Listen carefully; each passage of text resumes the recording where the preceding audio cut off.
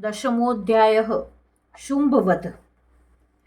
मैं मस्तक पर अर्ध चंद्र धारण करने वाली शिव शक्ति स्वरूपा भगवती कामेश्वरी का हृदय से चिंतन करती हूँ। वे तपाए हुए सुवर्ण के समान सुंदर हैं। सूर्य, चंद्रमा और अग्नि ये ही तीन उनके नेत्र हैं तथा वे अपने मनोहर हाथों में धनुष, बाण, अंकुश, पाश और शूल धारण किए हुए हैं।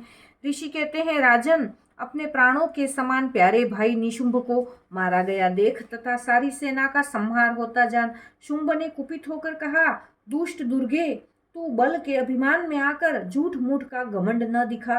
तू बड़ी मानिनी बनी हुई है, किंतु दूसरी स्त्रियों के बल का सहारा लेकर लड़ती है। देवी बोली, ओ दुष्ट, मैं अकेली ही हूँ। इस संसार में मेरे सिवाय दूसरी कौन है? देख, ये मेरी ही विभूतियां हैं, अतः मुझ में ही प्रवेश कर रही हैं। तदंतर ब्रह्माणी आदि समस्त देवी अंबिका देवी के शरीर में लीन हो गई। उस समय केवल अंबिका देवी ही रह गई। देवी बोली, मैं अपनी ऐश्वर्य शक्ति से अनेक रूपों में यहाँ उपस्थित हुई थी। उन सब रूपों को मैंने समेट लिया।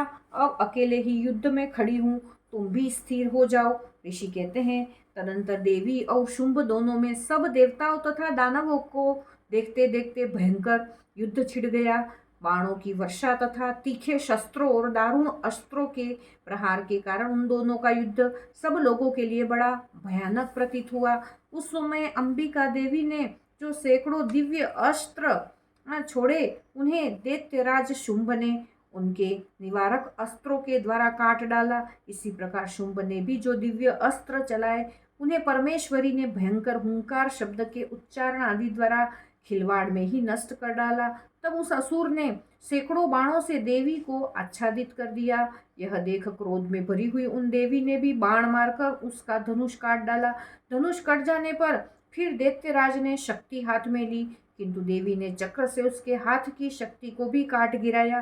तत्पश्चात दैत्यों के स्वामी शुंभ ने 100 चांद वाली चमकती हुई ढाल और तलवार हाथ में ले उस समय देवी पर धावा किया। उसके आते ही चंडिका ने अपने धनुष से छोड़े हुए तीखे बाणों द्वारा उसकी सूर्य किरणों के समान उज्जवल ढाल और तलवार को तुरंत काट दिया। फिर उस दैत्य के घोड़े और सारथी मारे गए। धनुष तो पहले ही कट चुका था। अब उसने अंबिका को मारने के लिए उद्यत हो भयंकर मुदगर हाथ में लिया। उसे आते देख देवी ने अपने तीक्ष्ण बाणों से उसका मुदगर भी काट डाला। इस पर भी वह असुर मुक्का तानकर बड़े वेग से देवी की ओर झपटा। उस दैत्यराज ने देवी की छाती में मुक्का मारा।